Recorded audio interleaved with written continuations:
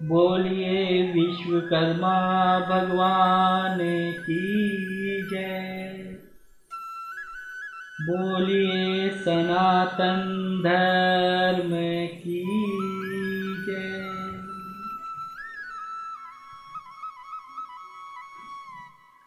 आज हम भगवान विश्वकर्मा जी के चरित्र का श्रवण करेंगे।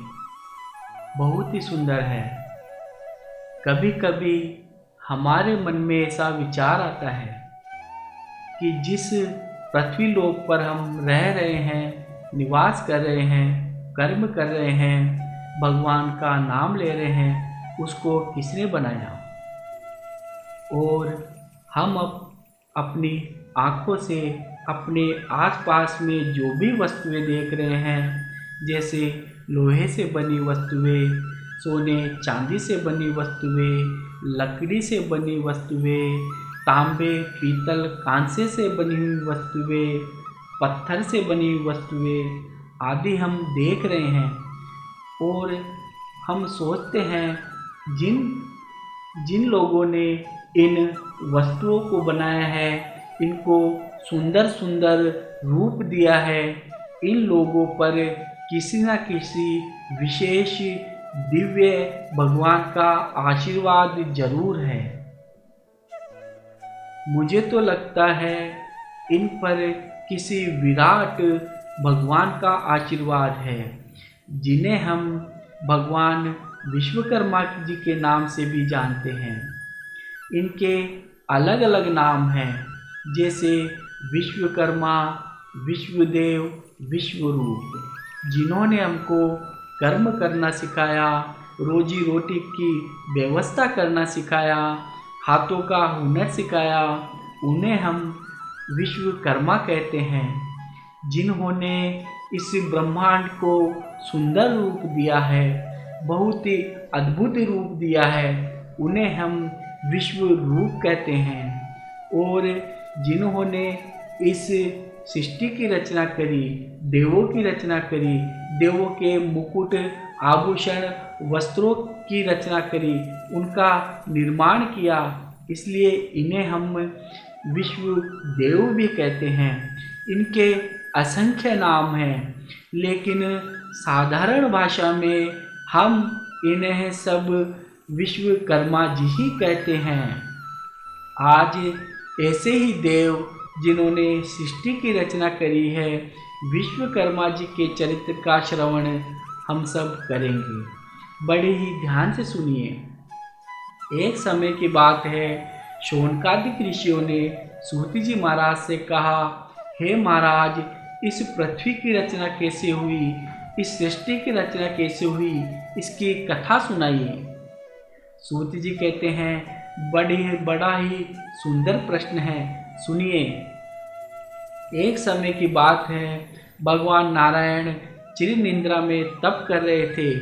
उसी समय भगवान नारायण के मन में विचार आया, क्यों ना सृष्टि का निर्माण किया जाए। इसी विचार से भगवान नारायण की नाभि से कमल प्रकट हुआ, कमल पर ब्रह्मा प्रकट हुए। अब ब्रह्मा जी के उस समय एक ही मुख था, लेकिन ब्रह्मा जी ने देखा, मैं कौन हूँ, मैं कौन हूँ, मैं कौन हूँ, ऐसा विचार ब्रह्मा जी के आया। और ब्रह्मा जी सोच रहे हैं कि मैं इस सृष्टि में हूँ, मेरे अलावा कोई दूसरा भी तो होगा इस सृष्टि में। इसी विचार से ब्रह्मा जी चारों ओर, चारों दिशाओं में देख रहे हैं। देखते ही ब्रह्मा जी के 4 मुख प्रकट हो गए। ऐसे ही ब्रह्मा जी के कुल मिलाकर 5 मुख हो गए। लेकिन ब्रह्मा जी क्या देख रहे हैं, ब्रह्मा जी के 4 मुख तो वेदों की वाणी बोल रहे हैं, ओम मंत्र का जाप कर रहे हैं, लेकिन एक मुख जो 5वां मुख है, वह भगवान की निंदा कर रहा है। ऐसा देखकर ब्रह्मा जी ने 5वें मुख को नष्ट कर दिया, भ्रष्ट कर दिया। अब ब्रह्मा जी के 4 ही मुख हैं। अब ब्रह्मा जी क्या देख रहे हैं, मैं कौन हूँ। उसी समय भगवान नारायण की ध्वनि ब्रह्मा जी के कानों में सुनाई दी, हे ब्रह्मा जी, मैंने ही आपको उत्पन्न किया है। अब आप सृष्टि का निर्माण करिए। ब्रह्मा जी ने कहा, मगर प्रभु कैसे? भगवान नारायण कहते हैं, मेरे अंश के द्वारा आपसे एक विराट स्वरूप प्रकट होगा। उनका नाम विराट विश्वकर्मा होगा। उन्हें आप आज्ञा देना। यह साक्षात मेरा ही रूप है। वह सृष्टि का निर्माण करने में आपका सहयोग करेंगे। ब्रह्मा जी ने कहा, जो आज्ञा प्रभु। अब ब्रह्मा जी के द्वारा विराट विश्वकर्मा प्रकट हुए हैं। उनका स्वरूप सुनिए आप। 5 मुख है और हजार हाथ है। 3 नेत्र हैं, बड़े ही विराट हैं। ब्रह्मा जी कहते हैं, हे विराट विश्वकर्मा जी, आप तो साक्षात नारायण ही हैं। अब आप सृष्टि का निर्माण करिए। विश्वकर्मा जी कहते हैं, आप ही आज्ञा दीजिए, कैसे और किस प्रकार करें। ब्रह्मा जी कहते हैं, आप सर्वप्रथम रहने की व्यवस्था करिए, क्योंकि जीवों के रहने के लिए स्थान अति आवश्यक है। हमारे भी गृहस्थी में हम कभी देखते हैं, हमारे परिवार में भी हम देखते हैं, कभी किसी बच्चे का विवाह होने वाला होता है तो सबसे पहले मन में क्या आता है कि नया मेंबर आएगा, नई बहू घर में आएगी, तो इन दोनों बच्चों के लिए रहने के लिए एक अलग से व्यवस्था होना आवश्यक है। तो हम छत पर या किसी स्थान पर एक अलग से उनके लिए कमरा बना देते हैं। ऐसा मन में आता है, हमारे विचार आता है ना, सभी के मन में आता है। ऐसा ही विचार ब्रह्मा जी के मन में भी आया कि जीवों की उत्पत्ति होगी, निर्माण होगा, तो उनके रहने के लिए कोई व्यवस्था तो होना जरूरी है। इसीलिए ब्रह्मा जी ने कहा, सबसे पहले आप हे विश्वकर्मा जी रहने की व्यवस्था करिए, इसलिए पृथ्वी का निर्माण करिए। इतना सुनकर विश्वकर्मा जी विराट विश्वकर्मा जी हो गए और उनके 1000 हाथों में तरह तरह के अस्त्र है, औजार है और पृथ्वी निर्माण के कार्य में लग गए। आप कभी फोटो देखिए, बड़ी सुंदर मनोरम फोटो है विश्वकर्मा जी की, जिनकी गोद में पृथ्वी है और वह निर्माण कर रहे हैं। ब्रह्मा जी क्या देख रहे हैं, इतनी सुंदर छवि है, ब्रह्मा जी स्तुति कर रहे हैं। और क्या देखते हैं, विराट विश्वकर्मा जी की गोद में पृथ्वी ऐसे लग रही है जैसे कोई छोटी सी गेंद पड़ी हो। ब्रह्मा जी स्तुति कर रहे हैं, पृथ्वी का निर्माण हो चुका। विश्वकर्मा जी कहते हैं, हे ब्रह्मा जी, अब इसे कहाँ रखूं, पृथ्वी का तो निर्माण हो चुका है। कहा, इसका उपाय तो भगवान नारायण ही बताएंगे। ब्रह्मा जी कहते हैं, हे प्रभु नारायण, अब आप पृथ्वी को स्थान दीजिए कि इसे कहाँ रखना है। कहते हैं, पृथ्वी का तो बोझ केवल शेष नाग जी ही उठा सकते हैं, इसलिए आप शेष नाग जी पर इसे स्थित कीजिए, इसे आरूढ़ कीजिए। विराट विश्वकर्मा भगवान ने पृथ्वी को शेष नाग जी पर आरूढ़ किया है, स्थित किया है। लेकिन यह क्या, शेष नाग जी की जो प्रगति है, स्वभाव है, वह बार बार हिलने वाला है, बार बार हिलने डुलने वाला है, तो पृथ्वी भी बार बार हिल रही है। ब्रह्मा जी को मन में संशय हुआ, ऐसे तो पृथ्वी नष्ट हो जाएगी। तो हे विश्वकर्मा जी, आप इसका उपाय करिए ताकि ये पूरी तरह से स्थिर हो जाए, हिले डुले नहीं। विराट विश्वकर्मा जी ने मेरु पर्वत का आधार पृथ्वी से लगा दिया, जिससे पृथ्वी हिलना डुलना बंद हो गई, एक जगह स्थिर हो गई। अब विश्वकर्मा जी कह रहे हैं, हे ब्रह्मा जी, अब आप सृष्टि का निर्माण करिए, रहने की व्यवस्था तो हो चुकी है। अब देखिए, ब्रह्मा जी सृष्टि का निर्माण कर रहे हैं। सबसे पहले फूल पत्तियाँ, वनस्पतियाँ, पेड़ पौधे का निर्माण किया है। फिर जल में चलने वाले जीवों का निर्माण किया, हवा में उड़ने वाले और पृथ्वी पर रहने वाले जीवों का निर्माण किया, नागों का निर्माण किया है, भूत प्रेत पिशाच अप्सराएं गंधर्वों का निर्माण किया है, देवताओं का निर्माण किया है। उसके बाद में ब्रह्मा जी ने स्वयं के मानस पुत्र के द्वारा मनुष्यों का निर्माण किया है। इन सबको अब ब्रह्मा जी आज्ञा दे रहे हैं, आप सभी जाकर के पृथ्वी लोक पर निवास करिए। लेकिन ब्रह्मा जी भूल गए कि इन सभी के विचार अलग है, इन सब के स्वभाव अलग है, क्योंकि नाग का स्वभाव अलग है, उसके विचार अलग है, दैत्यों का स्वभाव अलग है, दैत्यों के विचार अलग है, सभी के विचार अलग अलग है, सभी के स्वभाव अलग अलग है। तो पृथ्वी पर अशांति ही अशांति फैल गई, पृथ्वी की पूरी व्यवस्था बिगड़ गई। इससे ब्रह्मा जी के मन में शंका सी पैदा हो गई, ऐसे तो पृथ्वी लोक कैसे चलेगा, इसका उपाय करना चाहिए। विश्वकर्मा जी को प्रकट किया है, विश्वकर्मा जी को कह रहे हैं, हे भगवान विश्वकर्मा जी, आप इसका उपाय करिए। भगवान विश्वकर्मा जी कह रहे हैं कि इन सभी के विचार अलग अलग हैं, इन सभी के स्वभाव अलग अलग हैं, इसलिए इन सभी को रहने का स्थान भी अलग अलग दे दिया जाए तो अति उत्तम होगा। ब्रह्मा जी को विचार बड़ा ही अच्छा लगा। उन्होंने कहा, जैसे आप चाहे वैसा करिए।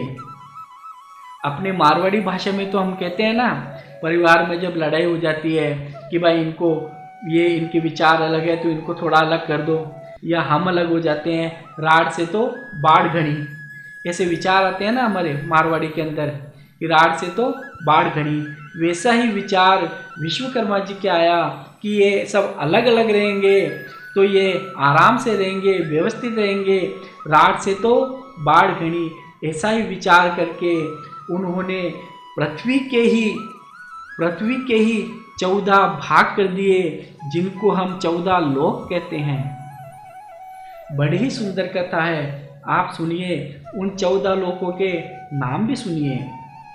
सबसे पहला है भूलोक, जिस लोक पर हम रह रहे हैं, जिसे अभी हम पृथ्वी लोक कहते हैं, उसका नाम पहले क्या था? सबसे पहले भूलोक। पृथ्वी लोक तो बाद में पड़ा है, जो महाराज पृथु के नाम से पड़ा है, अभी तो इसका नाम भूलोक है। दूसरा है भुवलोक, तीसरा है महलोक, फिर है जनलोक, फिर है तपलोक, फिर है सत्यलोक, फिर है ब्रह्मलोक। यह 7 लोक जो है वह पृथ्वी से ऊपर वाले लोक। अब पृथ्वी से जो नीचे लोक है, जिन्हें हम साधारण सी भाषा में पाताल लोक ही कहते हैं, अब उनका नाम सुनिए। अतल, वितल, सुतल, रसातल, महातल, तलातल, पाताल। यह 7 जो लोक है, इनको पाताल की संज्ञा दी गई है, पाताल का नाम दिया गया है। पृथ्वी से ऊपर वाले लोकों में देवों को, गंधर्वों को, अप्सराओं को, ऋषियों को, मुनियों को और साक्षात परमेश्वर को स्थान दिया गया है। पृथ्वी से नीचे वाले जो लोक हैं, उनमें राक्षसों को, पिशाचों को, प्रेतों को, नागों को स्थान दिया गया है। अब सब व्यवस्थित रूप से रहने लगे हैं, अपना स्थान पाकर के सब आनंद से रहने लगे।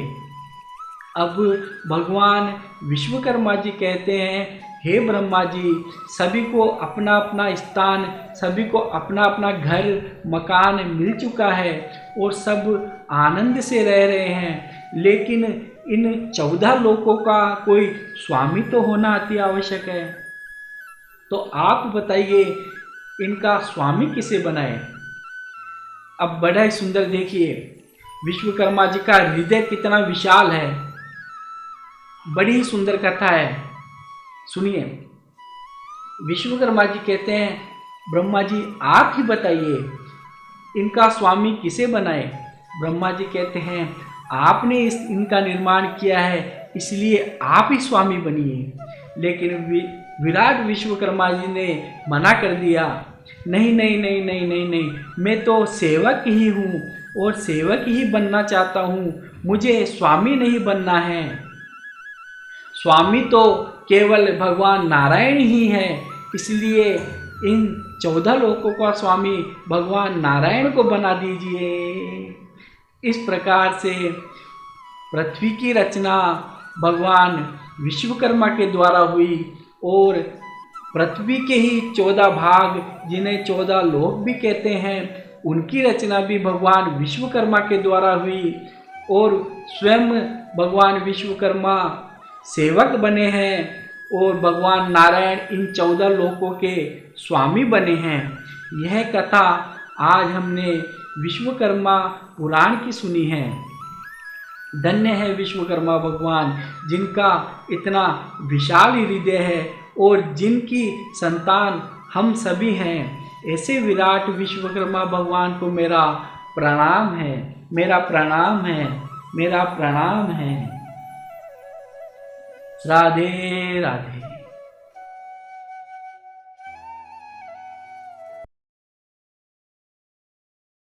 आपसे पूर्ण निवेदन है कि इस चैनल को सब्सक्राइब करें, नोटिफिकेशन का बटन ज़रूर दबाएं और सभी मित्रों में और भक्तों में इस चैनल को ज़रूर शेयर करें, ताकि सभी भक्तों को इस चैनल के माध्यम से श्री भक्तमाल जी की कथा सुनने का अवसर प्राप्त हो सके। राधे राधे, राधे राधे, राधे राधे।